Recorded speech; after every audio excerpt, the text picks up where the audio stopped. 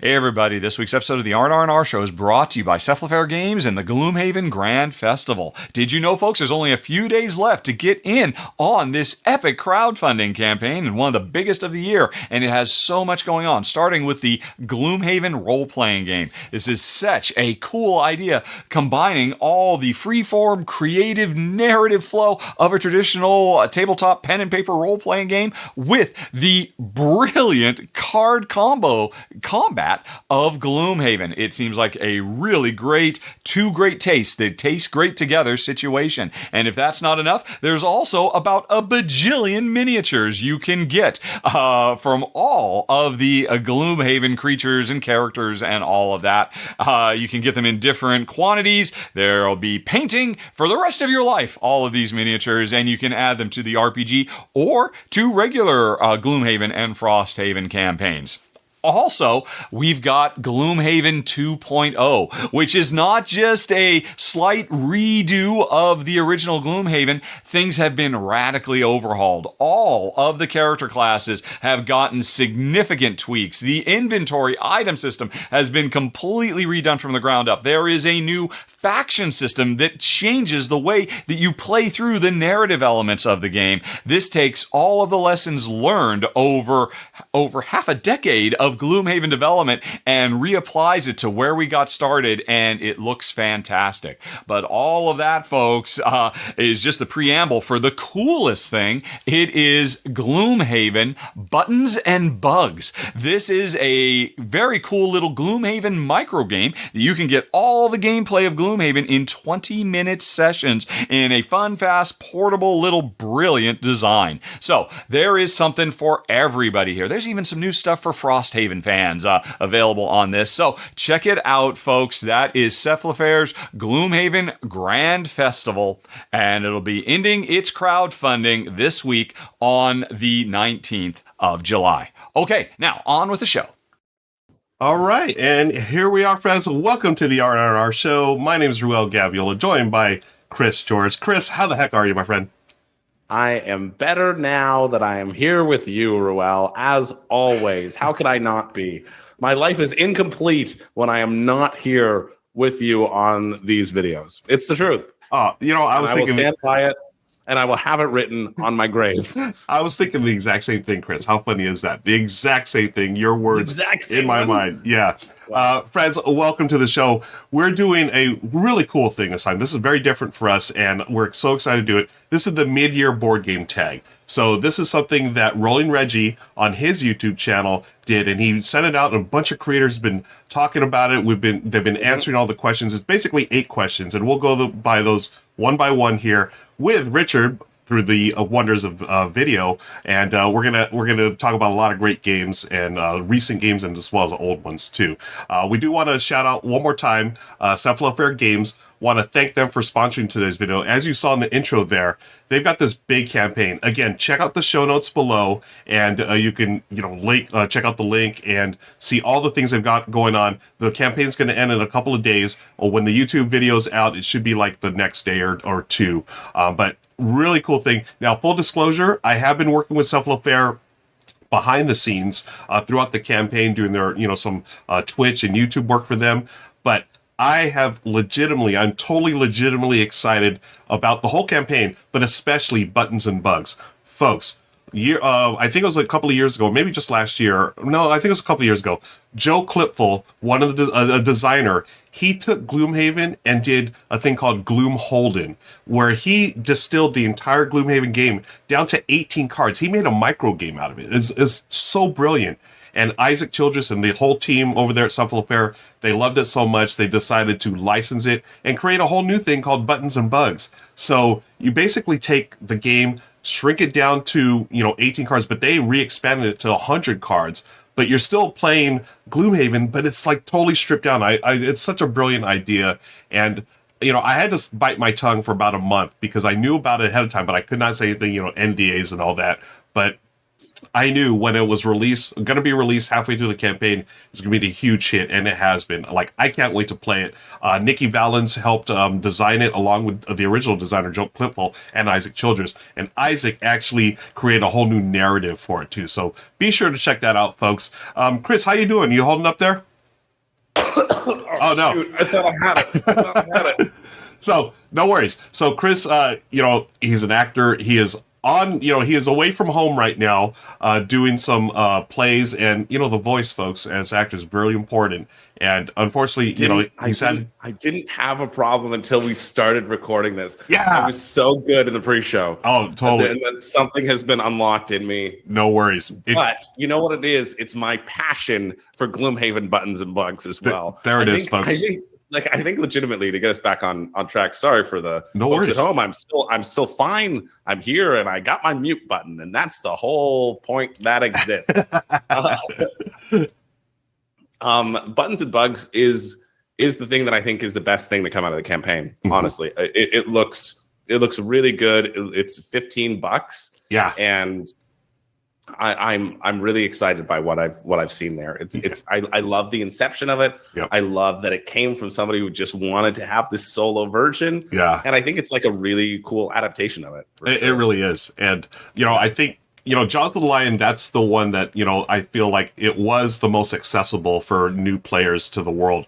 I believe now that Buttons and Bugs, this is the one to get. Buttons and Bugs, if you're new to Gloomhaven, that's it. But again, check out the show notes below. Folks, why don't we get into this mid-year board game tag? Again, the questions and prompts were provided by Rolling Reggie. I want to thank Reggie again. Mm-hmm. Check the show notes below for his original video. Okay, and before we get going, folks, I want to share this final video from Richard. Richard, take it away. As far as I'm concerned, one of the coolest things that happened in all of board gaming world in 2022 was the Uganda Village Board Game Convention. This is so cool. It's been an event that Ben Parkinson has been putting on for years now.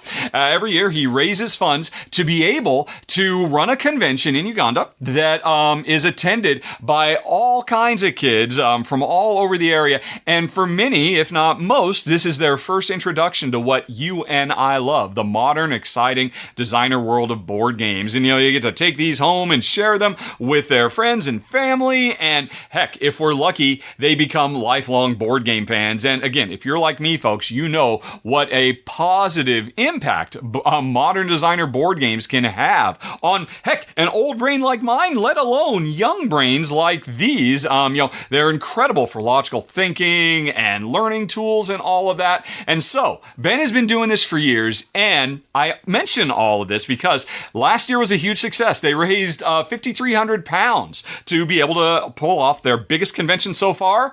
But you might have guessed, folks, Ben, as of this week, is starting to fundraise for a 2023 convention, and I just want to do a shout out. I want people to know about this. I know times are tough, folks. The cost of milk is higher than it used to be, but if you have any spare cash that you could share, why don't you consider hitting the link down in the show notes? It's the very top of the show notes to maybe throw a bit towards Ben and these kids so they can have an amazing convention this year, especially because Ben is being more ambitious than he ever has been before, because this is not only a board game convention, but a science fair as well, because a lot of these kids, bright, smart kids, don't have access in their day-to-day classrooms to, really cool science equipment and chemicals and stuff like that. So Ben is raising funds for the games, for the venue, and also for all the accoutrement they need to be able to have a wonderful science fair. So these kids, their brains can be fired not only by amazing modern board games that bring them all together, but also hopefully catch the bug for science. And I know Ben is planning on bringing games like Ark Nova and probably Earth and Terraforming Mars that will maybe get them into science, both on the board game front, and they'll actually be able to play with the science themselves. This is just, there's a lot going on in the world that drives people nuts, but if you want to make a difference, a real meaningful difference in people's lives, can I suggest again, hitting that link down in the show notes.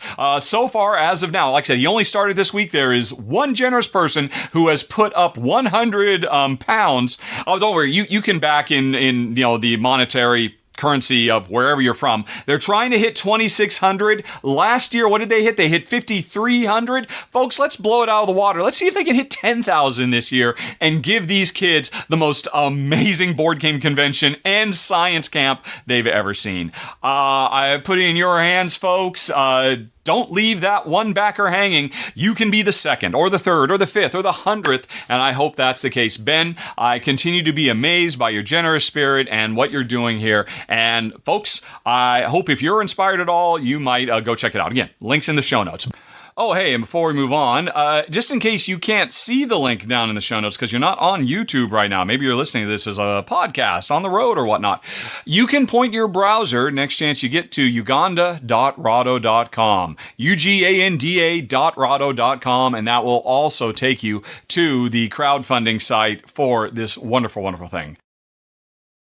Thank you, Richard. Yes, he had mentioned this last year as well, and I was able to donate a little bit. Folks, if you have the means to do so, it's a worthy cause, and I want to thank Richard for bringing that to attention. I'd missed the reminder or whatever the notification, but it just went live, so we've got a chance to make a real difference, everybody. So check that out. We're going to kick things off with Chris. As long as you're okay, Chris, we're going to kick things off with you, my friend. I'm okay. I think the fit may have passed. Okay. And I am here and ready to talk about some fun things. Okay, cool. And if you do need a break, sorry if I blow out your ears. If you do need a break, just let me know, and we're happy to get you back on track here. Yeah, but for sure. We're going to have you kick things off, Chris, with the first prompt from Reggie, which is, what is your favorite game? And this is for this year, January 2023 to the present time. So kick things off first. Yeah, and we were talking a little bit about this, just about the list and how excited we were to do it. And I love that it's like a 2023 check-in, but there are so many. I don't think there's a 2023 game on my list, honestly, except for things that are coming out. But actually on Boardgame Geek, it's written as 2022 because the Kickstarter was back in 2022. Aha. But I know it's actually coming out. Like, I was trying to think of physical things. But I love this. I love this idea of just like, what have you been playing? It is just a mid-year check-in. It's just like, how have you been having fun? What have you been playing? All that sort of stuff. And so my favorite game that I have played this year that was new to me, that I'd never played before, is right behind me, actually. Nice. And what do we have? And we got Rococo. Rococo, yeah. Rococo, it's by Eagle Griffin Games. It's this big friggin' deluxe edition, and it's gorgeous. It's obviously gorgeous. This has been such a lovely surprise hit for me. It was something that I had wanted to try for a while, and finally got the chance. And it just is so friggin' elegant. It also helps that my girlfriend Renee likes it as well. It's definitely her favorite game of the year as well. Nice. It's got this hand management, kind of little deck building aspect. You start with a hand of 6 cards, and they're either little baby assistants, some like medium tailors, or beautiful cream of the crop tailors. And on your turn, you're going to play one of those cards, and you can do an action based upon like the skill level of them. So you can hire new people, and those go directly into your hand. And so then you can play them again to take extra actions. You can gather materials. You can gather threads and stuff. You can weave those threads into a fine dress, and then you can put that dress on display in the grand hall, or you can sell it for more money to get more materials and more stuff down the line. It's just like, you can see the picture of it right there. The board is so elegant. The deluxe edition comes with these cool little like threads and lace tokens, and I had never played it before, and man oh man, has this shot up in my ranks. It's so fun. It's just so fun. Like, I wish I had more to say like critically about it. But I can't, because it's just so fun. Yeah. I played it at 4 and at 2 so far. Just kind of the base game so far. I haven't experimented with any of the little modules that they have in there. You can add in jewelry, and you can add in a bunch of this other stuff. But it's just like the base game itself is really, really good. And it's an expensive game because it is at this like deluxe copy. And so like, if you know anything about like me personally, I'm super cheap, but it's just been such a blast to play. And so I'm happy that is definitely my favorite game. And I can't wait to play it again. Nice. It's one that I'm like actively looking forward to keep playing. Oh, I love that. And it's so good to hear that, because I have never played Rococo, and it's... Oh, no? Yeah, it is on my bucket list. So a funny thing, I actually ordered it right after it hit retail or whatever, the deluxe version, everything. I ordered it from a local store, and somehow my order never got placed. I thought I was charged for it, and then I kept asking. They said, "Oh yeah, it's." And unfortunately, like months later, they never had my game, so I was like so bummed, and I just sort of, my card was never charged, whatever, and I was just sort of frustrated, and I never got back onto it. Again, how fast things move in the board game world. I just, my attention, absolutely. Went elsewhere. But then just watching, Rahdo's run through, and also what you were just saying, it's like, I need to play this game. I know it's good. Like everyone I've talked to has loved it. It was out of print for many years, and then this deluxe version came in. Oh, it looks gorgeous. And the fact that you said it's worth the money, Chris, that really skyrockets in my opinion. I definitely want to get there. I'm cheap. Yeah. I think it's worth the money. Me too. Yeah. All right. Great call. Okay.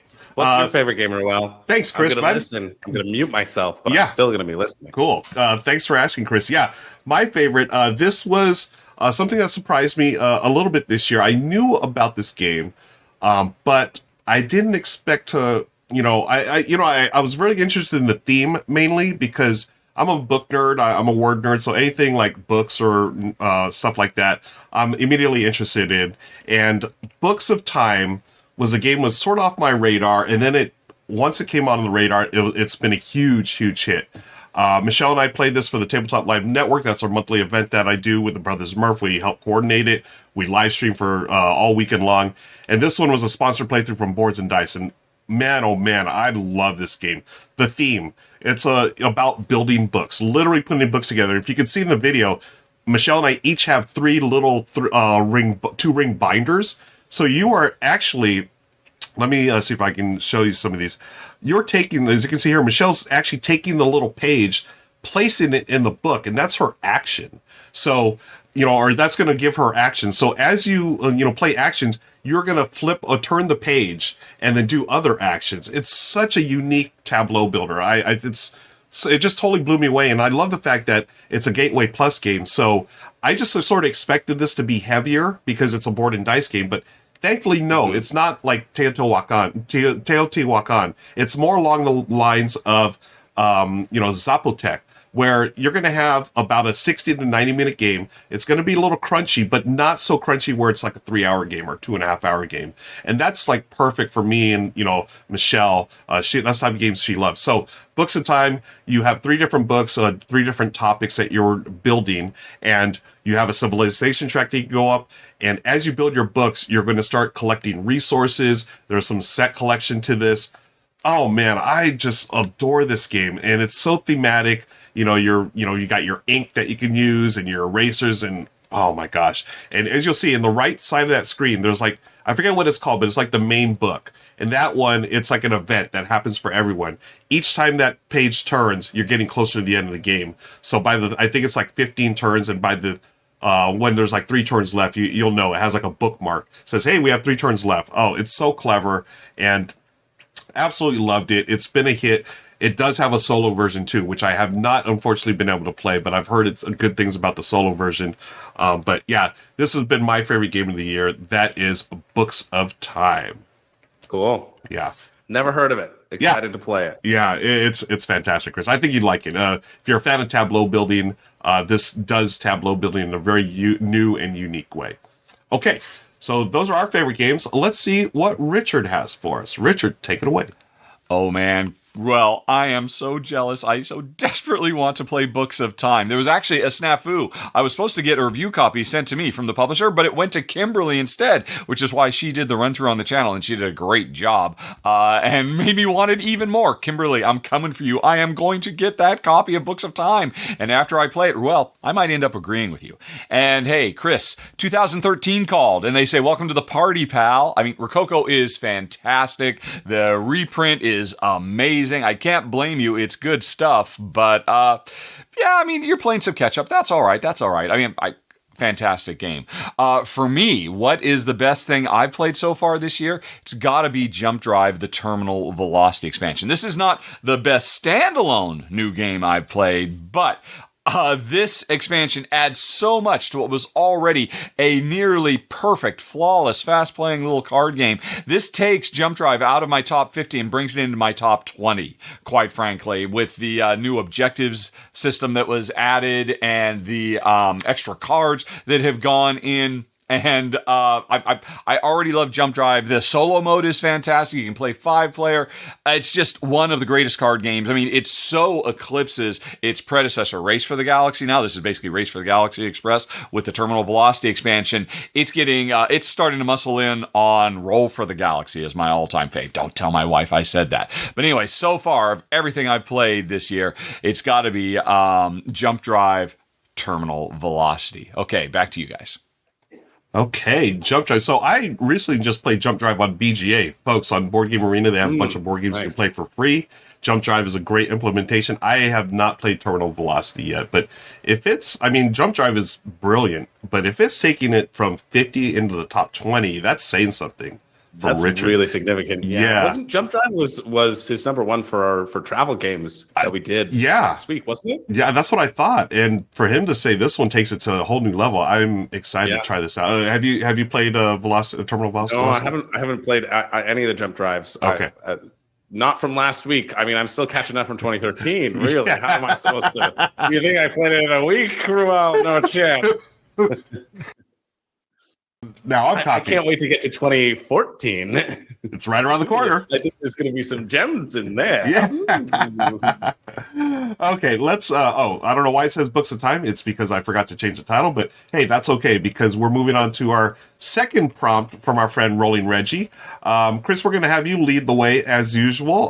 What you got for your most played game? Now, this is a really weird one. This is weird to me that it is my most played game. And honestly, I kind of cheated with this because my most played game is now is Skull this year because that's what we've been playing at lunch. And so I've been logging all the plays and it plays just so quickly.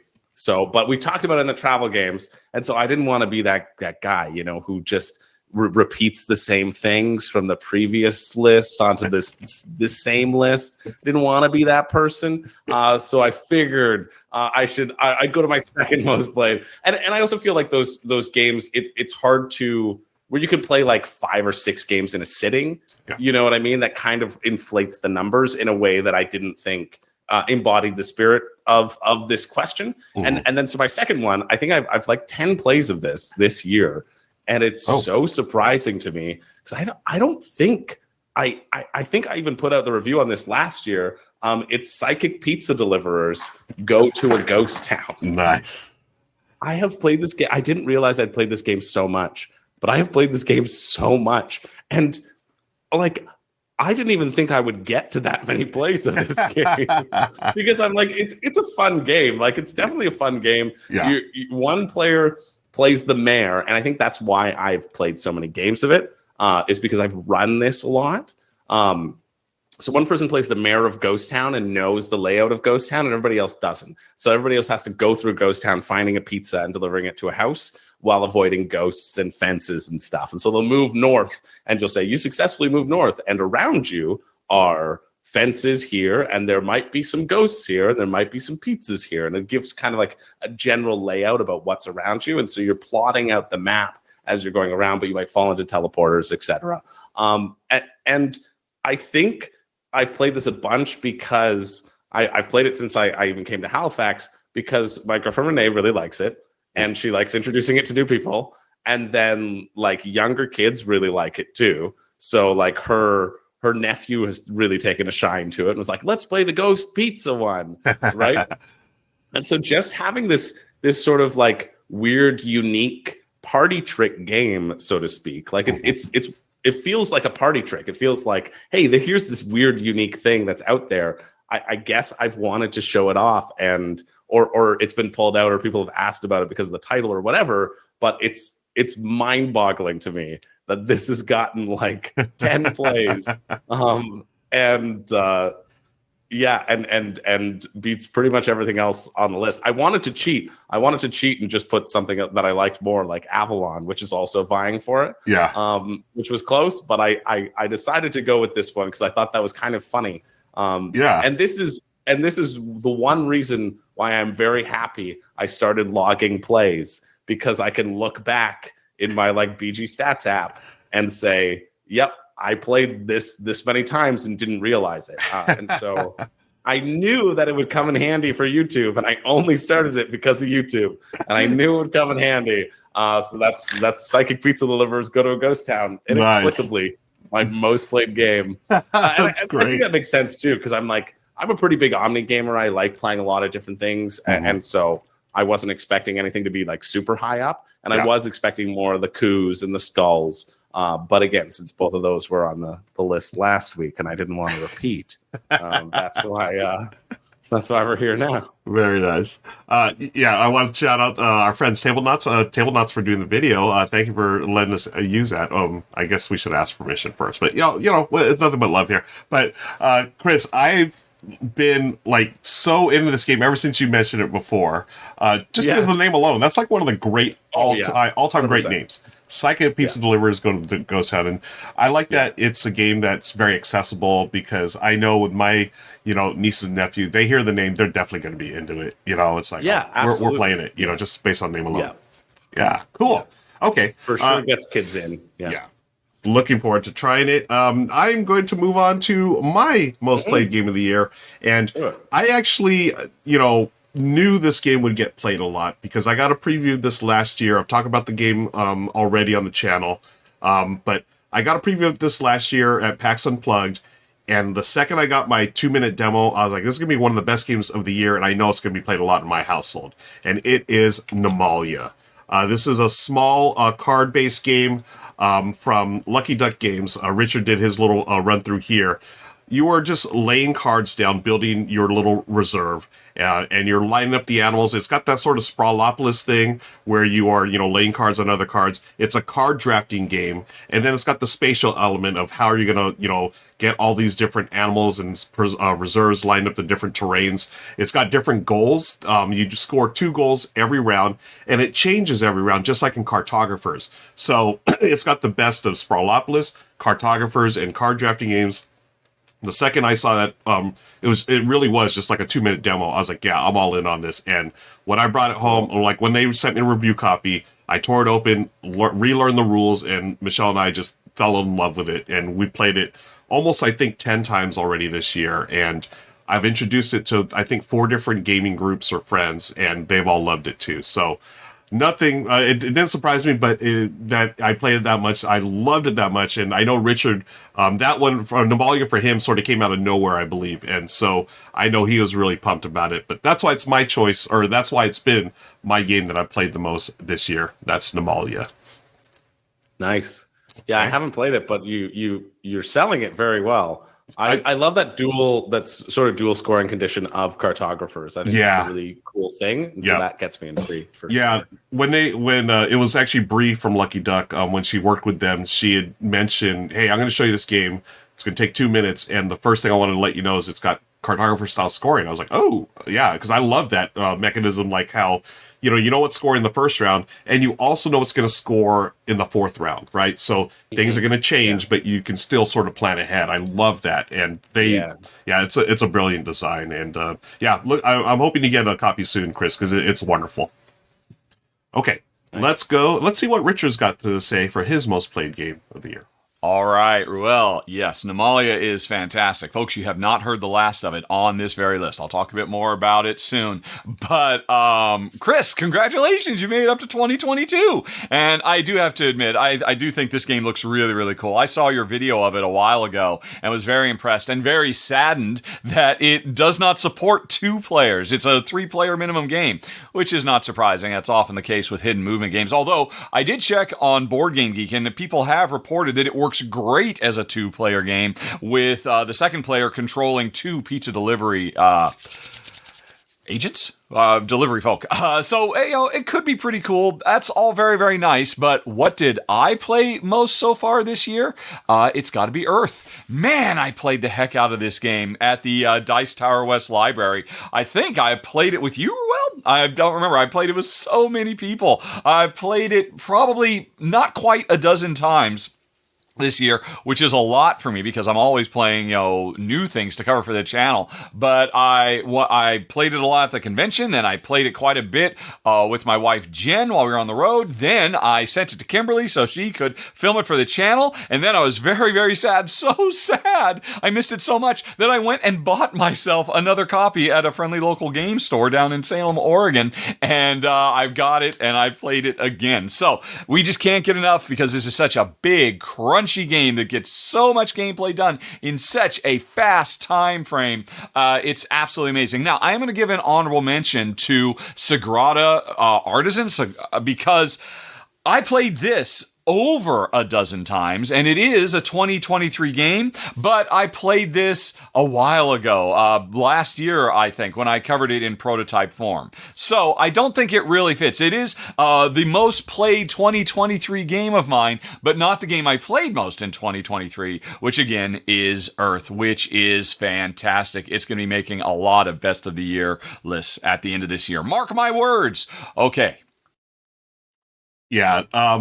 Richard, yes, that was me. I did play with you at Dice Tower West. We played a 4-player game. It was me, you, Nick Murphy, Shay, and I think one of their friends. Was it a 5-player game? I forget, but I loved Earth. Same feeling. The second I played, I was like, yeah, this is going to be one of the top games of the year. I know it was all the rage at Dice Tower West. That was like the game that generated the most buzz. I've actually played it a couple times on Board Game Arena, folks. It's free. You go play Board Game Arena. And I need to get a physical copy because I loved it so much. It's an awesome game. I can't wait to try it solo as well. Chris, have you had any experience with Earth? Yeah, Earth was vying for most played as well. I've played it a lot this year as well, too. Just because it's arrived, everybody's talking about it, and it's really solid. Yeah, it is really solid. For when I did my review of it on my channel, I was I tried to quell the feeling of passion that has swirled around everybody talking about it. I think it is the quintessential good game that isn't going to be leaving the collection anytime soon. You know what I mean? I think it's just a really solid thing.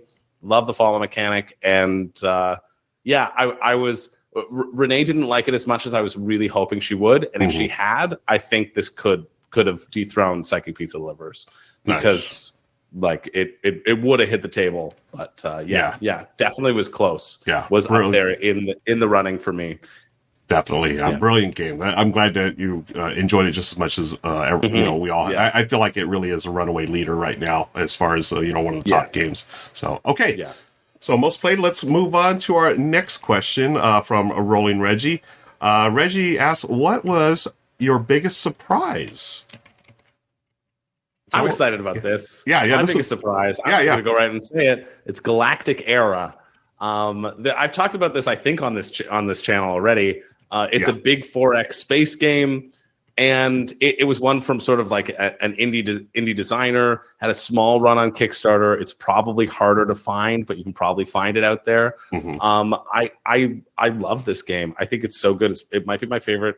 I think it's my favorite space 4X game. Right? I think. It when it was pitched to me, it was pitched as the all the things that I didn't like about Twilight Imperium. The designer reached out and said, "Hey, I've made a game that addresses all of those things you didn't like," and so that's what it worked.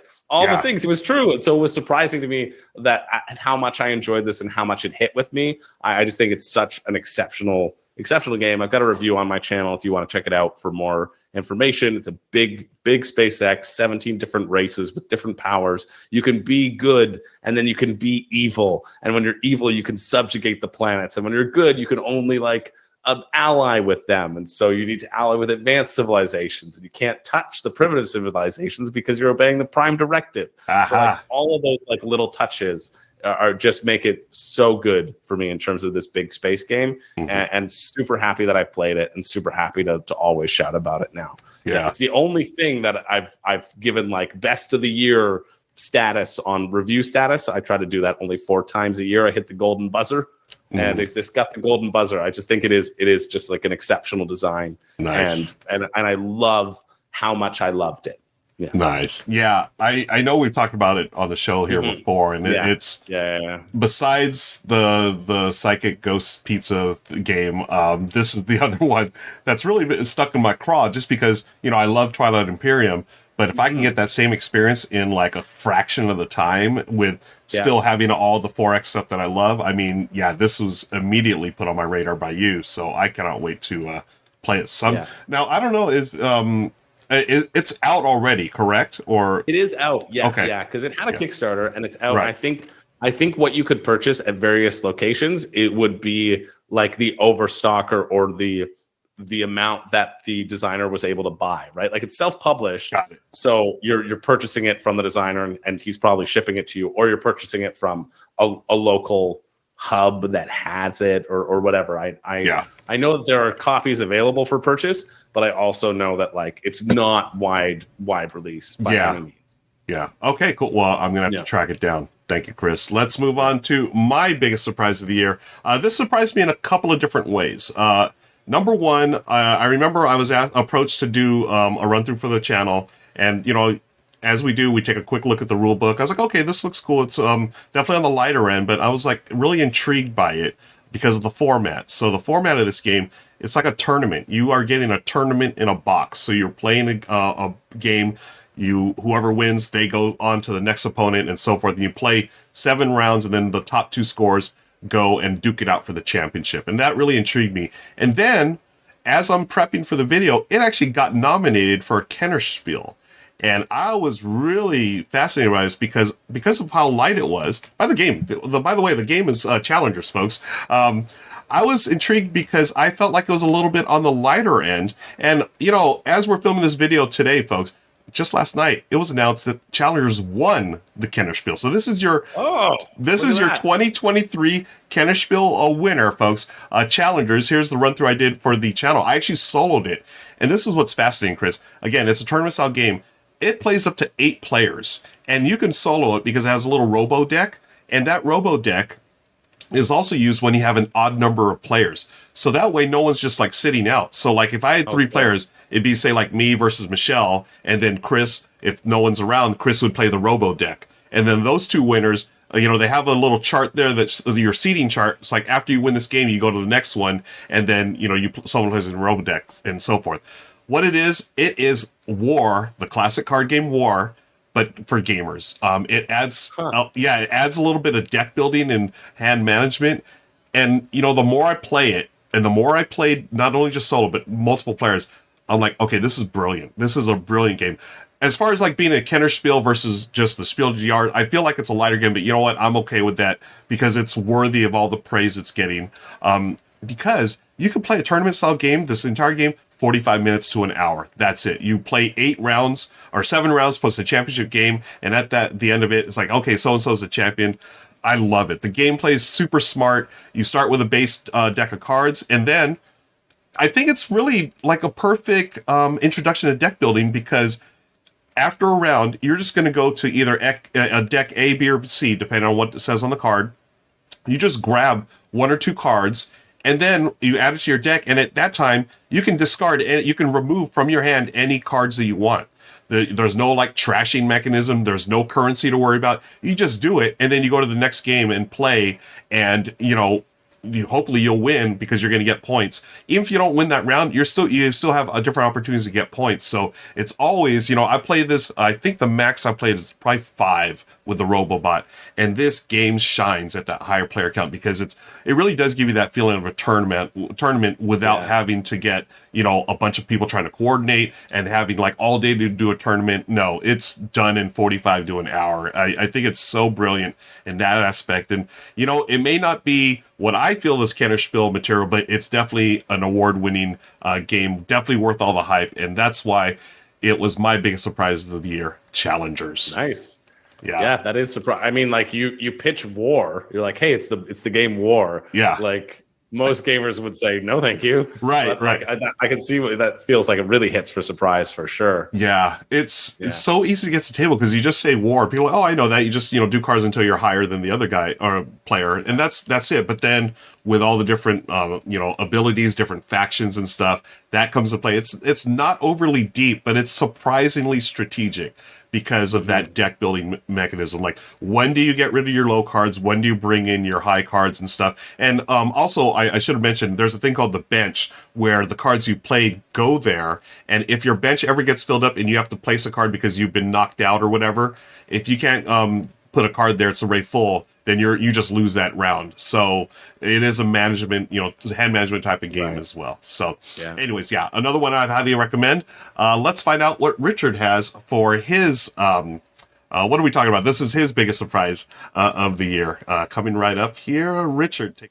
All right, biggest surprise. Ruel, Challengers. You know what? I kind of share that surprise, but for me, it's surprised that it got nominated for the Kennerspiel des Jahres. I enjoyed your run through of it. I get the idea, but that was got to be one of the biggest surprising choices of the year. Although I'm sure that's probably not the surprise you were talking about. You're just talking about how much you enjoyed it, I'm sure. And I'm sure it's great. But Kennerspiel? I don't know. Chris, Galactic Era. I remember you talked about this on a previous episode. And it sounds really fantastic. Totally not my cup of tea. But I'm really glad you're trying to bring more eyeballs to it because it really looks like it deserved if you're looking for intergalactic 4X awesomeness in a tight package. Seems very, very nice. For me, my biggest surprise, though, has got to be Nimalia, which Ruel already talked about as his most played game. I've played it quite a bit as well. And I figured this game was going to be good. I love the idea of card patchwork, being able to take cards and lay them over the top of other cards to create new patterns. One of my favorite mechanisms because it takes tile laying to a whole new level, and tile laying probably is my favorite gameplay mechanism. And honestly, I have to admit I wasn't that surprised by another revisit to the old well of card drafting a la Sushi Go or Seven Wonders, but it's done really nicely here. Kind of harkens back to Notre Dame from Feld, and probably actually better a card drafter for two players than most when it boils right down to it. But what really makes Nimalia special is recapturing the magic of the multi-revisiting objective system that, as far as I know, folks, correct me if I'm wrong down in the comments, I think the first time we ever saw this was in Isle of Skye, the idea that, hey, there are multiple objectives and they will get scored multiple times at different times over the course of the game. So you want to figure out how to do well with it early and how to do well with it late. And let's see. Obviously, cartographers, came after Isle of Skye and really popularized this idea. Everybody loved it there, and yet we hardly see it in games at all. Board game publishers, this has got to be just about the best way you can handle board game objectives, period. And so far, Isle of Skye, cartographers, and Nimalia, again, folks, if there are other games that have used this system for objective management, please let me know down in the comments, because I want to play more of them, because it's such a surprise how amazing it is, which is why Nimalia makes my biggest surprise so far for the year. Yep, we talked about it. There you go. And there it is. So can't wait. Oh, I already got the next question up here. What has been your biggest disappointment? Wow. Anyways, final thoughts on Nimalia, folks. Richard and I played a bunch, he's played a bunch. And Chris hopefully will be playing it a bunch as well. I hopefully will be playing it more than the two of you combined. Yes, do it. Just to be competitive. Yes. I've already spoiled the next question, Chris, so we're just going to jump right into number 4 from Reggie. What has been your biggest disappointment? Well, my biggest disappointment is that Richard had to steal your number 2. No, my biggest disappointment is another older game that I played for the first time this year, and I was so excited for it. I played it at the Niagara Board Gaming Conventions, just a little big, a little big board game meetup where everybody brings their own games. It's a weekend of gaming. That's close to me, and so I was very excited to get this to the table. It requires 8 people to shine, and it's Captain Sonar. Yeah. So Captain Sonar is one that I have been wanting to play for ages, right? I've heard about this great game, but you have to play it with 8 people. You have to play with 8 people who are ready to do it real time and have all the chaos going of move the bombers, like, okay, no, I can't move up because our systems are broken. 4 different stations of people doing things all at the same time. And just like obviously going on the honor system of you can't cheat. You can't say, I'm not on this place because it ruins the fun. But what I found was these roles felt really imbalanced in terms of the amount of like fun that you actually got to do in them. I felt like I got to do the most fun roles, which was the engineer little mini game of choosing what things to break every time you move and then crossing them out. Like the person who was next to me was just loading up, just got to cross off X's and say, hey, this weapon system is ready to fire. I was like, well, that doesn't seem exciting at all. So that was kind of a letdown. And then I playing as the navigator was okay. And that was fun, like trying to be the captain and like communicate with the crew. But I just felt like, I feel like it just didn't hit with me. And I think maybe it's because you could have somebody really alpha game it, but it's not like anybody was alpha gaming it in Captain Sonar, because you could just play it all by yourself 1v1 and having to manage all of those things and listen to the other person. I mean, that would probably be pretty hard. You probably want to do it 2v2, one person listening to the other team and plotting things out and the other person navigating. But it just, I don't know. It just was a letdown. Have you played Captain Sonar, Ruel? I assume you have. I have, yeah. And I liked it, but I felt like I remember when it came out, it was all the rage. It was all the hype, and I can see why people like it. I did enjoy it, but ultimately, I remember with my gaming group, it just fell out of favor way quicker than I thought it would, and it didn't have staying power for whatever reason, and I know that didn't they redo Captain Sonar as like a mass market game where it was only 4 players taking like I think like it that? was just called Sonar or whatever. Yeah. I remember just really wanting this 8-player game to like click, and I just wanted to play it for so long, and I've almost gotten it so many times. I'm like, you know what? A person who has it. If you're gonna play it, you need 8 people, so you're gonna play it with them. Like, pull your jets, don't add it to your collection, and it's one that like I don't see myself ever wanting to play again. Like I liked it; it was fine, but it ultimately it was just like a and so it's that sort of like super high expectations and putting something forward and being like, oh, this is going to be a frenetic, awesome thing. Right. And it just being okay. Yeah. So, that was Captain Sonar. Battleship for gamers. Exactly. Yeah. Real-time battleship for gamers. And ultimately, I mean, I liked it, but didn't love it as much as, everyone else did. Yeah. Okay. Great choice. Let's move on to my most disappointing game. And this one just bummed me out for a couple of reasons. And I talked about this on my Ruel's wrap-up, where I talk about the games I play every month. I played this back in March. It's actually a game that's coming out at Gen Con, but I got an early copy of it. It's a game called Bonsai, like bonsai tree, right? This one is a tile laying game, and that I was like super hyped about. I'm always hyped about tile laying games, but right off the bat, I mean, it's perfectly fine as a tile laying game, but this is what bothered me, and I didn't say anything when I brought it to Dice Star West. This bothered me, the artwork on this. I checked. There was no cultural consultant used on this game, but stuff like this, folks, there was a movie from the 50s called Breakfast at Tiffany's, and there's horrible, stereotype played by Mickey Rooney of, I forget the character's name, but it's a Japanese character. And this character right off the bat just reminded me of that and just really left a bad taste in my mouth. I didn't say anything. I just wanted people to, I brought the game to Dice Star West, and the people I played with, sure enough, 2 of them right off the bat said, I don't know about this art. And it was such a bummer to me because I wanted to like this game. It just, it's about building growing bonsai trees. It's really neat in that aspect.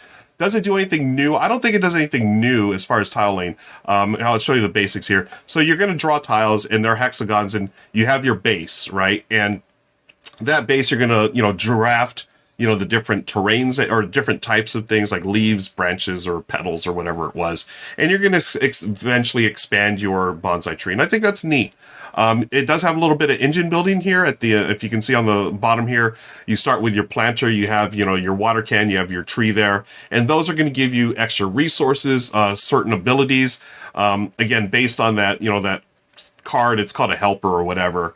That helper is going to get you more stuff. And, you're trying to complete the goals there. And as you go, if you complete a goal or whatever, you're going to get more points. But yeah, ultimately, it just left a bad taste in my mouth for the artwork. It was a bummer, but I mean, it is what it is. I mean, I was bummed and I was disappointed by Bonsai. That's it. Yeah, it's always so tough. Like I understand the impulse. I've had that with a few like prototypes, especially. Mm-hmm. I've gotten it. I've looked at it. I've been like, listen, you really need to change this art. Like I understand that you're going for archetypes and that like.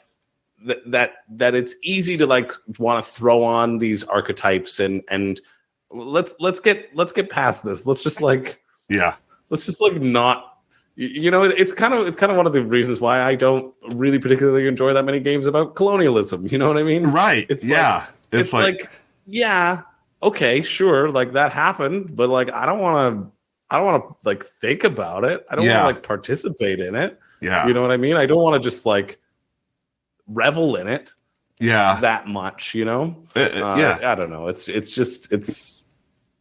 kind of weird. It comes down to that whole thing. Come on, let's just do better, folks. Let's do better. We don't have to do this, right? You can do it a better way, so in a way that like doesn't potentially alienate X amount of people. So just like do it that way instead. Exactly. Okay, so that's our most disappointing. Let's see what Richard's got for us for his most disappointing. Richard, take it away. Okay, disappointment time. Yeah, Ruel, I remember when you talked about Bonsai in your wrap-up a few months ago. So I think you played it at Dice Tower West, right? If I recall correctly. And yeah, that is a real shame. It looks like a sharp enough little tile laying game, but that presentation, I really hope they fix it somewhere down the road because it's like, but anyway, Chris, what was yours? Oh, geez, Louise, Captain Sonar, talk about a fan favorite. But in all honesty, I kind of agree with you. I actually got a chance to play it once with Jen and a big group of people years ago at Essen Spiel, and I thought, boy, this game does absolutely nothing to help new players get into the swing of things when you're playing with a bunch of hardcore veterans of the game who know it in and out. We had a terrible time. No offense to the folks we played with. They were all nice and jovial, but geez Louise, literally throwing you into the deepest end of the pool. And yeah, I'm sure it's great, but yeah, we did not enjoy our time. So I think we were disappointed many, many years ago, which is apparently where Chris lives, in the past as opposed to the present. Alrighty, what was mine? My Island. Now this is a new legacy campaign game from Rainer Knizia. I'm warning Ruel, I know how much you love The Great Doctor, and to be fair, this is a great tile laying game. It works wonderfully. The Legacy campaign was a lot of fun, and in fact, it does some things much, much better than its predecessor, My City. The events that happen throughout the game are big and surprising and really game-changing, and we enjoyed all of that. If I were looking at this only as a Legacy game, I wouldn't be disappointed at all. But, like My City before it, it has special rules that allow you to continue to play the game after the campaign is over. So you don't have to throw your game away, which is great. Why is that disappointing? Because the Eternal game, it's called, basically throws away over half of all the cool stuff of the game. There are so many neat, memorable moments that I want to be able to revisit. There are really cool new tools you get that you unlock throughout the campaign that would totally work in an ongoing replayable way. And yet the developer said, nope, just go on ahead and reset this game back almost to its bare bones basics, where it's a good tile laying game, but what makes it special is lost. So, if you go into My Island, mostly looking at it for its 24-chapter narrative campaign, and then you're prepared for an ongoing post-campaign game that does not live up to what you just experienced, maybe you won't be disappointed, but I was hoping for something more, which is why My Island, it broke Jensen my heart. And that breaks my heart too. The Good Doctor, but you know what? It's okay because the Good Doctor will create another 100 games or so by next year, and one of them will be true. good. Yeah, yeah. I loved my city and my island. I was interested, but honestly, I have heard a few grumbles about it. It hasn't lived up to the hype, apparently. There's always another Knizia around the corner. You know, that's how he rolls. Okay, let's move on to our number 5 question from Reggie. Reggie. His prompt was number 5. What game do you want to get off of your shelf of shame the most? Chris, I know we both got tons of games on our shelves of shame, but what's the one that you want to get off your shelf first, the most? Well, the one that I want to get off my shelf first has actually been acting as a lovely microphone stand for me until I play it. So thank you. Representing City of the Great Machine, this is one that I'm actually very excited about. This is one that I can't wait to play. It's a 1 versus all game. I saw it when it was back on Kickstarter, and then they reached out for me to cover it, and I was like, yes, please. And I was like, I want to cover it as soon as possible, so send it to me in Halifax. So they have, and I'm gonna play it. This is one of the things where like review obligations that doesn't feel like an obligation whatsoever, because I was really excited for it. It was like my pick of the week when I was covered it back in Kickstarter. It's one player plays the Great Machine, and they can move rooms around in this modular steampunk city and thwart the agents who are trying to create a revolution. They want everybody just to stay in orderly fashion. And so the agents will communicate with each other, and they'll be like, hey, we should do this sort of thing. And then the Great Machine will then put their actions face down, and you all reveal at the same time. And so what I also really like is that the agents are trying to sort of, I like games that kind of throw this in, that they're trying to have that communication, like, hey, do you want to, should we go to that location? Yeah, we should. But they can't say it, or else the Great Machine will just be like, I'm bolstering the defenses in the library, right? And so I love that potential interplay. That's what I'm really looking forward to. And yeah, it just seems like a really nice production copy. Slick thing. I think it'll be easy for people to get the hang of too. Like, not a lot of rules overhead. Yeah, I'm really looking forward to getting this to the table. It's one that I've like read the rule book a bunch and like haven't gotten the group yet to play, but I know very soon I will, and I can't wait. Yeah, nice. Yeah, this one I remember watching Shay's run through, which we were just watching right now, and it looks awesome. And I would hopefully one day I don't have it on my shelf of shame, but hopefully one day I'll get it on my shelf of shame so I could, wish that I played it, right? So, all right. Nice. Good call, Chris. Let's move on to mine. This one is actually, I'm going to be honest, it's not on my shelf of shame. It's on my living room table of shame because I cannot fit it on my shelf. It is, by the way, it just happens to be a game from our sponsor, Self-Aware Games, Frosthaven. I am dying to play this game, and again, it can't fit on my shelf because it's ginormous, but I can't wait to play it. Gloomhaven, Frosthaven. Again, check the show notes below for the current campaign on Backer Kit. But, it's Gloomhaven, but in this new standalone, sequel. And the gameplay, it's supposedly sharper. They've taken the lessons they learned from Gloomhaven, streamlined some stuff, created this whole new narrative. And, you're still out there being the best mercenaries you can to, get all, as Indiana Jones would say, fortune and glory, kid. And I don't know how I brought Indiana Jones in this. It has nothing to do with this, but it looks fantastic. This is Richard's run through of the prototype.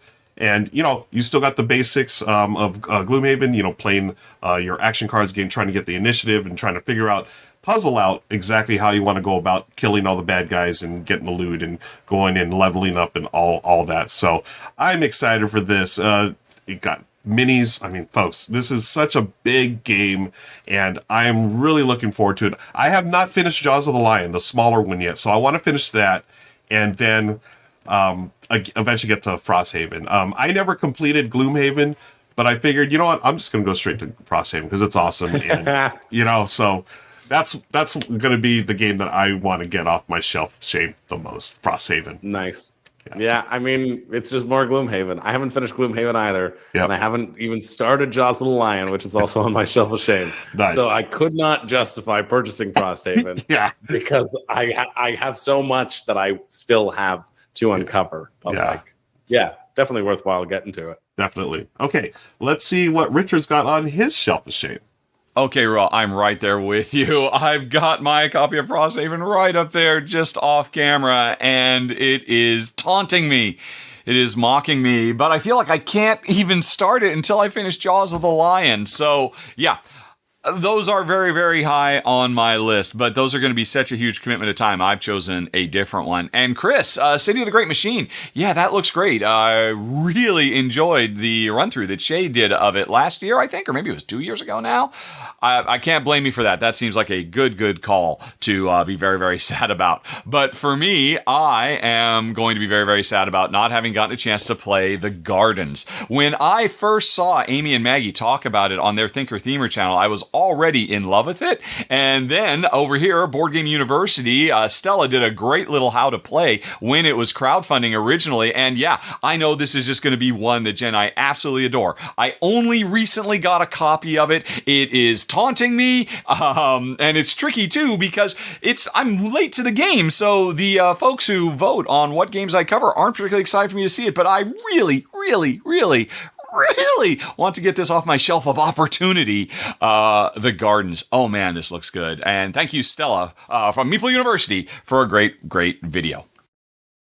Yeah, I remember when this was crowdfunding and it looked fantastic. And for whatever reason, I missed the boat on it. But hopefully Richard gets it off his shelf of shame soon. Yeah, I remember it too. I thought it looked good. Yeah. Good choice. There's so many games. Okay. Let's move on to our 6th of 8 questions from Reggie. Reggie asks, number 6, which game from 3 or more years ago, Chris, did you discover this year? Well, you know me. I'm all about the cult of the new. I don't like to really live in the past too much, so I don't like to play older games. You know what I mean? Games, for me, they expire. And if you're playing older games, blech, yuck. But for this one, I decided to make an exception. Nice. And remember how we said there's always another Knizia around the corner? Yes. Well, this is my Knizia around the corner. I've talked about it a bunch. It's Ra.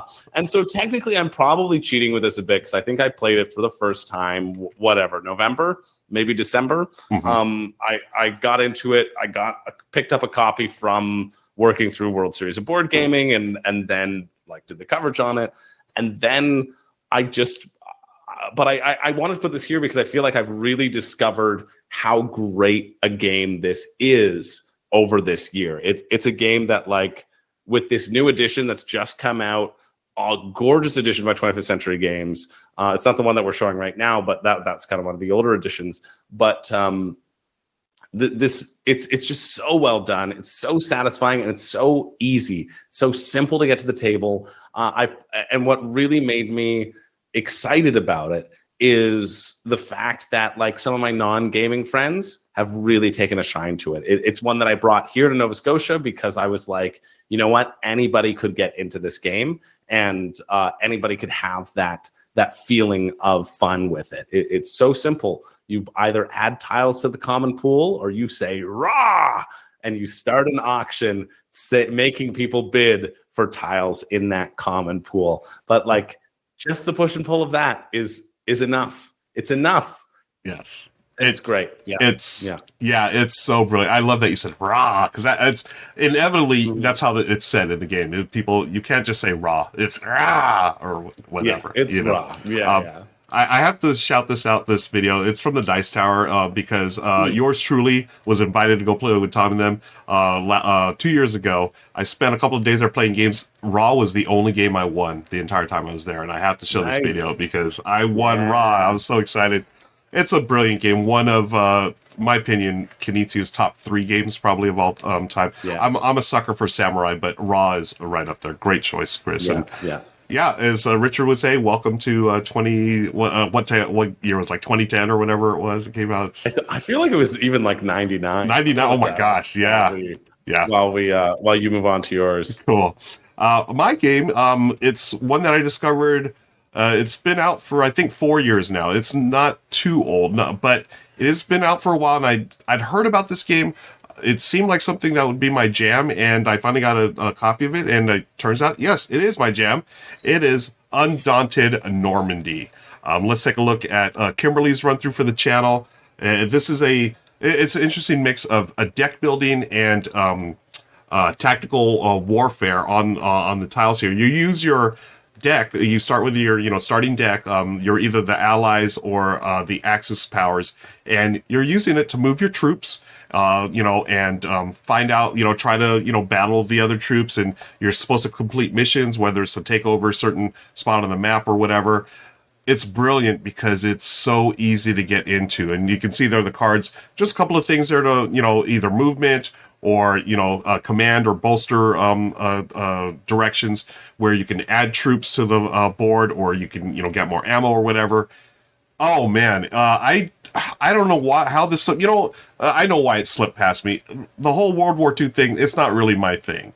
But the gameplay in this is outstanding, Chris. It is so streamlined. And for a war game, battling 1v1. Now, it's not going to be for everyone. I mean, it is in your face. You're battling against someone else. But I think it's just so well done and so quick to play. You're playing these little skirmishes in about 30 to 45 minutes. And it's a two-player game. Now, there are a couple expansions, and there's one that just added a solo bot, too. So you can play this solo.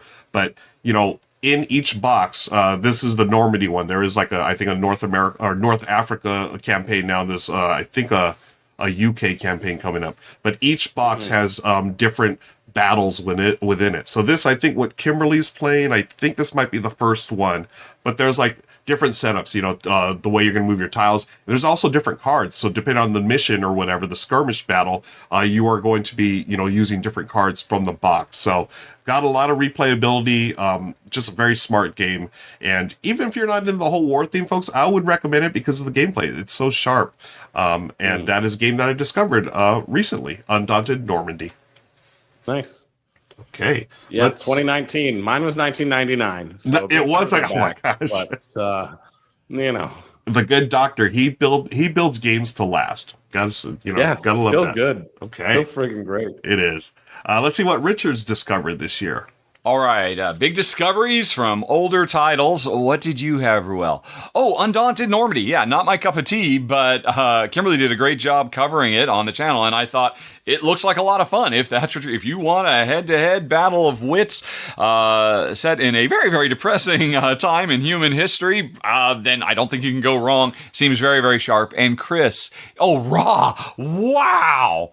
Welcome to the party, pal. I mean, what is that? Is that a 1997 published game? It must be later than that. It must be early 2000s. But still, I can't fault you. That new deluxe edition of Raw that just came out, I just got a copy of it myself. It is so just gorgeous. It feels good. It looks good. It now has all the presentation to match its stellar gameplay, which still holds up all these years later. But for me, I have to say my biggest surprising discovery, right, we did surprises, this is discovery from a few years ago, was Electropolis. And here's Amy and Maggie. They also only recently discovered it this year when they did a trip to Taiwan. I got it from a friend who had friends in Taiwan, and we were all blown away. This is such an incredible tile laying game. It's, kind of SimCity-ish, all about, building up a power grid to take care of the people, and you can do dirty power or clean power. We've seen this in a lot of different things. It's got smart tile laying because you're trying to get the right tiles next to each other, jigsaw puzzle style.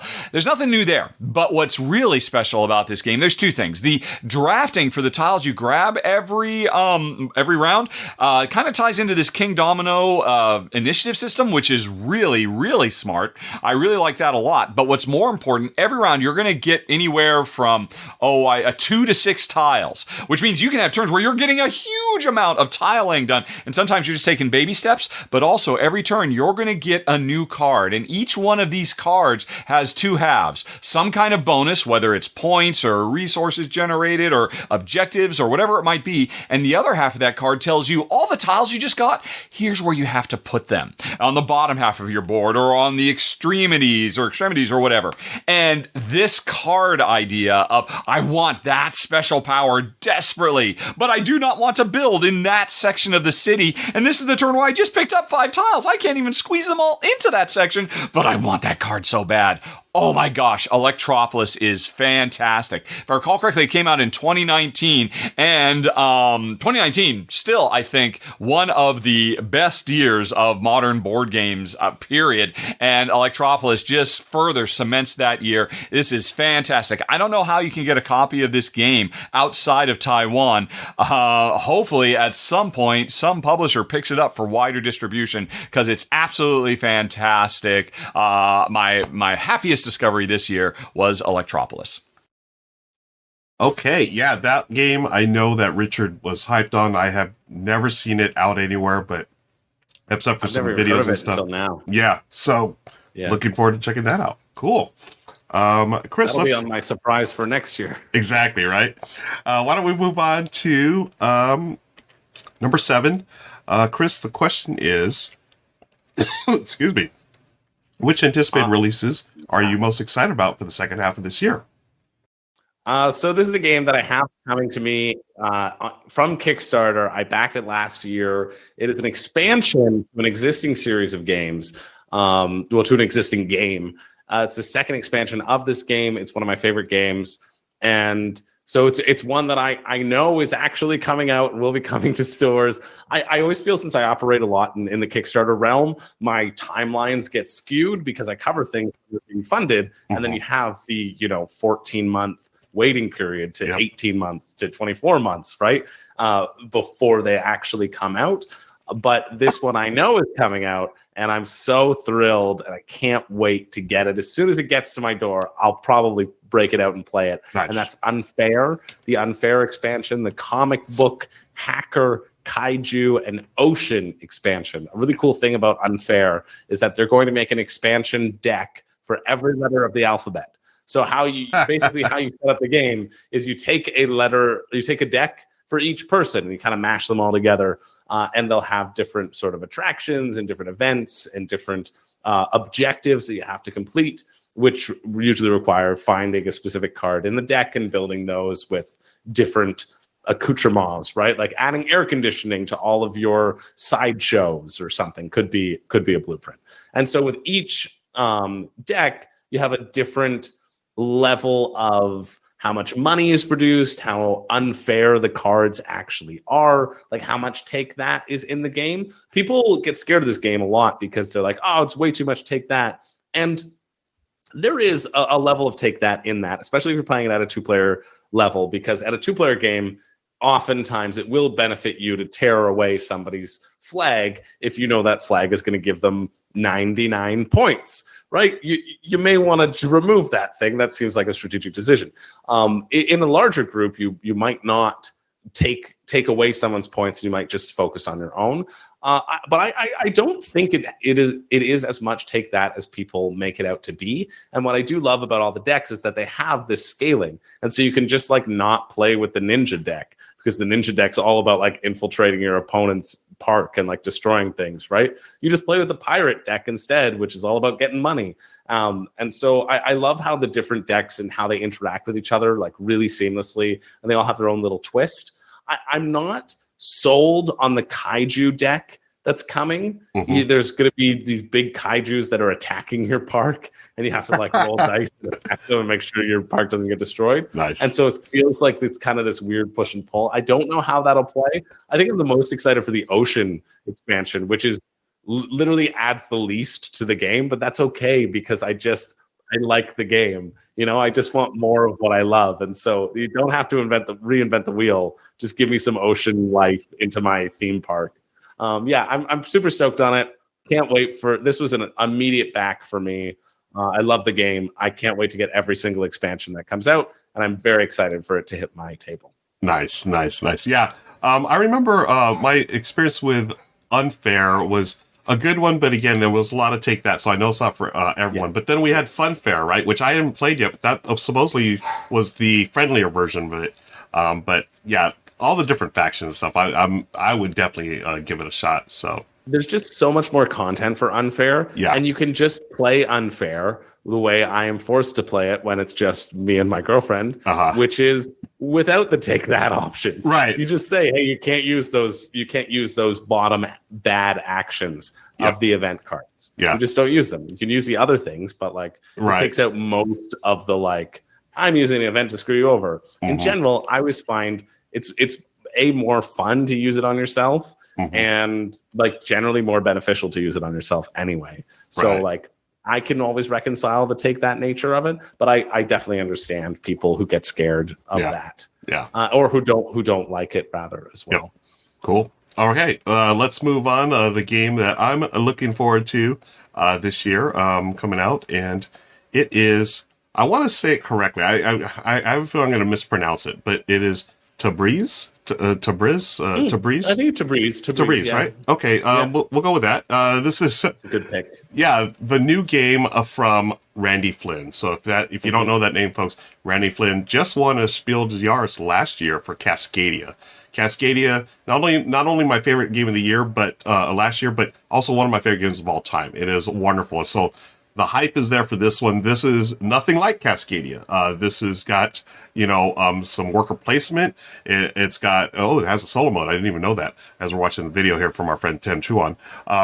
It's got collection, and it's got this thing where, the markets are fluctuating, so you can get resources for different prices throughout, just depending on how I guess, I'm not really sure how the market works, but you'll find out when you play the game. But beautiful art, beautiful presentation, and I love Tim's video, of course, but you put Randy Flynn on the name of the box nowadays, I feel like it's like automatic, like, yeah, I need to play this game. So there it is, worker placement, engine building, and you're going to be going throughout all of Tabriz. It's like a market. It sort of reminded me just on first glance of like something like Istanbul, where you're just placing, you're moving your pieces around, but it's not pick 'em and deliver. It's worker placement. So I like pick and deliver. But I love worker placement games. So you got Randy Flynn, you got worker placement, I'm all in. So this is a game that I'm excited for the second half of the year, Tabriz. Yeah, there's a lot of really cool things about Tabriz. Like I did an interview with Randy Flynn for WSBG. It's over on the Dice Towers Network. Oh, nice. I think it just got released a couple of days ago. But in that, like he talked about also Tabriz, like they looked at the budget and they realized, we actually have more money, and so they were going to charge backers less for the game. And like wow. that is the only time I can think of in like my 2 years of covering literally every crowdfunding game in existence that has happened, right? Like it's so rare. That makes me love it even more. And then just, Randy was talking about how like it had been even in development before he had thought about Cascadia as well, too. So kind of cool that like Cascadia ended up coming out first. Yeah. But like this has kind of been in the works as well. And seeing those two things working alongside each other, I'm also pretty excited for this game, and got more excited after getting a chance to talk with him as well. That's great. Thank you for sharing. Yeah. Charging less for people, when does that ever happen? That's fantastic. When does that ever happen? It's right? Just so cool. That is awesome. Okay, let's see what Richard's excited about right now. Okay, anticipation time. Ruel, Tabriz. Oh my gosh, you're right. That looks fantastic. And what a tough act to follow. Randy Flynn's second design after Cascadia. But Randy, I have total faith in you, because from everything I've read about this game, it looks really, really cool. This is high on my anticipation list too. And Chris, we were doing so well, but unfair? Really? I mean, yeah, you've got a cold black heart. I understand you love to destroy your enemies who happen to be your friends, and I guess that's cool. Unfair is great. I know, because I played Funfair, the infinitely superior title. Well, I want more Funfair expansions, not unfair expansions, but c'est la vie. What am I personally most anticipating? Oh my gosh, there are so many. I had a tough time narrowing this down. This was my toughest choice of all, but I'm going to go with Planta Nubo from relatively new publisher, The Game Builders, which I don't quite understand. It looks like there's some kind of board game co-op, just bringing together different designers and giving them the freedom to publish whatever they want. And their first one was Applejack, which Amy and Maggie covered for the channel. Really, really cool tile there from Uwe Rosenberg. And now their second big game is also from Uwe Rosenberg, teaming up with the Legrandha guys, Mike Keller and Andreas Odendahl. Oh my gosh. I don't know much about this game. There are no pictures, but what is the description? Oh, we grow energy-rich flowers to plant in cloudy gardens, the treetops of the arbors, deliver them in bee-like airships, which transform them to biomass converters to be transformed into green energy. It's got action drafting, contracts, tile placement, worker placement. All I know is the pedigree, Uwe plus Andreas plus, Mr. Keller. And I mean, all I can say is look at the art of this box cover. I really want to go to this steampunk world where it seems like we live in perfect harmony with nature and all of that. It's, building cities on top of massive trees, flying around in bee-shaped dirigibles. It certainly looks evocative, to say the least, and I'm sure the gameplay is going to be absolutely phenomenal. It's my number one most anticipated game right now, and I have so many great ones to choose from, but I got to give it to Planta Nubo. Yeah, I haven't heard of Planta Nubo until we did this right here and there. But, it's Uwe Rosenberg. Definitely got to put it on the list, for anticipated games. That art looks gorgeous, too. Yeah, like it's one of those things where you look at the box and you're like, yep, I'm very interested and I need to know nothing about it. Right? Yeah. Awesome. Cool. All right. We're getting to the end here, folks. Again, thanks to Rolling Reggie for all these great questions for the mid-year board game tag. We've got one final one, and Chris is going to share right now. Chris, what is your personal favorite video that you posted to your channel this year? Yeah, this is kind of a fun one to end on. If I was to direct somebody to the weirdest thing that I've ever filmed, I mean, wait, my favorite thing. It's the same thing, obviously. You know me by now. It would be. I did a playthrough. This is my first paid playthrough ever, and it's for this game that didn't end up funding on Kickstarter. So hopefully they'll be back. I think the price point ended up being a little bit too high, but it's this murder mystery game, or this reverse murder mystery, so to speak, called Murder at Tealwoods Manor, and it's one of my favorite things. It's my favorite thing that I've made this year. I spent so long on this. We really went full out in terms of like costumes. I did very horrible makeup, which I'm sure this is brilliant. Long enough. Yeah. So basically, the premise of the game is you know who the murderer is, and you know who the investigator is, and you know who the host is of the party. And so you're taking a turn, you're drafting people randomly, and then you're putting them in a room. But if the murderer is ever in a room with somebody who alone in a room with somebody, they'll kill that person at the end of the hour. And so you have all these cards in your hand of people who you want to die and people who you want to have live at the end of the game. And so you have to like navigate, like, okay, I'm trying to get the murderer so that I can put it in this room, but like all the rooms let you swap people around. And so it's this really fun game of like everything you're putting is put face down, and you get these little tokens where you can peek at what people have put down, and you're trying to think, hey, do they really want that person to die, or are they just bluffing that they want it to die? It's a whole weird shebang thing. And so this video was just a heck of a lot of fun to make. We also like did confessionals for it. And so cutting back and forth in between those two awesome. Let me tell you, it was the longest I've ever spent editing something, probably ever. But I'm very proud of how it turned out. I think it's so dumb. There are just so many dumb, stupid jokes. My friend Colin plays, he wanted to play as the character Colonel Mustard. So he just put mustard on his shirt. Oh my gosh.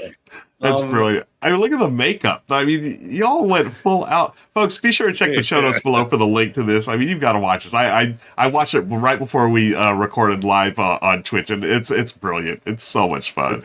Anyway, that's the thing that I'm the most proud of. Like, I put so many hours into it, and just I'm thrilled that it lives on forever. And also, like, legitimately a fun game. And I hope it comes back, like, it's quite fun. I just think if they're able to get the production costs down and make it like a cheaper package, I think people should scoop it up for sure. Yeah. Nice. I mean, folks, look at that. I mean, that is so brilliant, Chris. The makeup, love it. Awesome. So there's. I think it deserves, being your favorite. Well done, Chris. Well done. Let's move on to mine. Then we'll go to Richard's as we wrap things up here. The favorite video for me that I did this past year is something that my buddy Daryl and I started doing on my channel. We did it a few times earlier this year. We're going to get back to it real soon here. But it is a series that I'm calling On the Clock. And we played Cascadia. We were just talking about Randy Flynn. But what On the Clock is, Chris, is where my friend Daryl and I, we play games as fast as we can using a chess clock. So our goal is to play games that are within the BGG recommended time. For instance, Cascadia, on the box it says 30 to 45 minutes. Our goal is to do it in half the time or less. So our goal was to do this in 15 minutes. But, Daryl and I, we are overachievers, at least we think we are. And we said, we're going to give each other 6 minutes each. That's 12 minutes. And yes, we did play Cascadia in 12 minutes. It's super fast. It's funny because I have this on double time, but when we play it, it does feel like double time in real life. It's a lot of fun. It's something that I actually talked with the Brothers Murph a while ago, and also my friend Matt from Silver Metal Tavern, where we want to play a game of Twilight Imperium using chess clocks, where we only have a certain amount of time, and if you run out of time, you just lose. And that's how we play. You're just civilization explodes. Exactly. Just boom. That's it. So we want to do a 6-player game of Twilight Imperium within like 90 minutes or some crazy amount. And Daryl and I, this is sort of like a testing ground. We've been able to do this. We played it, in 12 minutes, Cascadia. We also did Stone Age. 2-player game the box says like 45 to 90. We did it in 30 minutes, or I think it was like 28 minutes or something. So obviously you're not playing, you're playing suboptimally, but it's fun. And it's games that we already know sort of like, by heart, and you don't have to think about it too hard. And it's a good time. And that's my favorite video of my channel, On the Clock, playing Cascadia. That's a great I think I remember you telling me that you did that, and I just thought it was such a great thing to do. I often whenever we're playing coup and we're like one more round before it breaks up, speed coup, and you start chanting. You just chant if somebody's taking too long. You're like, make your move. And just like it gets this like really fun frenetic energy, and everybody's playing at that same restriction, right? So it's fair in terms of everyone's handicapped totally in that aspect. Yeah. So I think what a great series. What a lovely idea. Everybody go watch Ruel's On the Clock. Yes. And try it at home. Show notes. Links below, folks. Yes. Check it out. Thank you for that. And why don't we finish up with Richard talking about the favorite video on his channel here.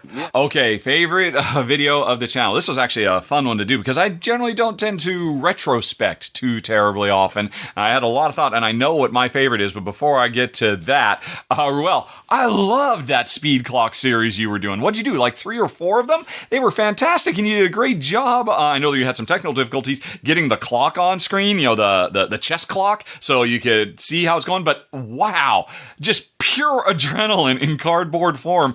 And I folks, follow the links down in the show notes. Go check out a few of these videos that Ruel did. They are fantastic. And I would love to see him go back and doing more, but he needs you people to watch them. So that was very, very cool. And Chris, man, that Tealwoods Manor video, rarely have I seen anybody go all in as much as you did. That was very impressive. Not my favorite of your channel so far, but I think after this, I mean, we're just doing the main show right now, but there's the extended edition of the show, folks. Hit that eye in the top right corner of the screen. I think Ruel and Chris are going to talk about some runner-ups, and I know, Chris, you're going to say my favorite runner-up, which was fantastic. But enough about you. What was my number one video that I'm so happy with? I think it signals a new dawn for my channel. It is the how to play that I did for the latest game from Stonemaier, Expeditions. And here's the deal, folks. I didn't do this alone. Right there on screen right now, that is Alex Hart, who is a very, very sharp young man who lives just about a half hour away from me, does his own YouTube channel called Might I Suggest. His whole thing is being a game sommelier and recommending games to other players. And when we found out he lived so close to each other, we came up with an idea. A new series of games on the channel, how to play style. But But unlike every how to play style video out there in the industry, which all borrow from Rodney Smith, the format he came up with over a decade ago, this was radically different. I called it the Rahdo Learns Expedition. That's the video here, because what we did is I did not play Expeditions. Instead, Alex played it quite a bit, learned how to play, and then brought it to my house, and we sat down and recorded him teaching me how to play the exact same way that he would teach anybody how to play the game if you were sitting down together at a table. So it is not just a regimented, right, we're just going to go through every section of the rule book and make sure we explain everything. This is a much more natural and organic teaching style. It includes me interrupting him because, wait, what about this and that and the other? Because he was legitimately teaching me how to play the game. And it was fantastic. I've already gotten a lot of feedback that people really liked it. This is the kind of how to play video I want to see more of. Not all about, just scripted and super prepared, just, going through every single bullet item of a rule book, but something that is more natural and flowing that replicates the feeling you get when you sit down and play a game. And as it turns out, Alex is fantastic at teaching games. One of his day jobs is he works at Guardian Games in Portland, Oregon, and every Sunday he runs a new gamer day where they bring in people and he spends all day just teaching people how to play really popular games like Cascadia. So Alex is a world-class game teacher. He did a phenomenal job teaching me, and by extension you, how to play Expeditions. And this is just the start, folks. I think it's fantastic. Later this week, next week, he's going to be driving up here. He's going to teach me how to play a couple of more games. And I want to continue doing it because I really enjoy Alex. He's a great teacher. And hey, it makes my life easier because this is the first game in quite a while that I did not have to teach myself how to play. Absolutely fantastic. I am so excited for the future. You have not seen the last of this nice young man. Although, in the meantime, go check out Alex's channel, My Dice Just a Game. We'll put a link for that down in the show notes, too. And, I am very, very excited. This is by far my favorite thing I have done so far on the channel this year. Alex, welcome to the party, pal. Okay, guys. Yeah, I really enjoyed that as well. As Richard said, it was a lot more natural to teach. As someone if you were at a game day or at home or whatever, Alex really brought his A game and taught the game beautifully. So, well done. Nice. Yeah. Wow. Mid-year board game tag. It's been a thing. This has been fun. Tag you're it. Anyone who's watching it, fill it out in the comments below. We want to know. For sure. Absolutely, we do. Absolutely, folks. Yeah, let us know, what you like, what you didn't like. Let us know your answers to the board game, mid-year board game tag, and we'd love to hear what you have to say. Chris, this has been a pleasure as always. Thank you again. I hope your voice clears up real soon here. I mean, we're both sort of hacking it up these days, so hopefully you'll be getting better real soon. We're quite the pair, you and I, but we still did it together, and I appreciate being here as always, Ruel. Thanks for having me. Awesome. Thank you. And that's going to do it today, folks. Thanks to our sponsors at Cephalofair Games for hanging out with us today on the R&R&R Show. We'll see you later next time. Take care. Bye-bye.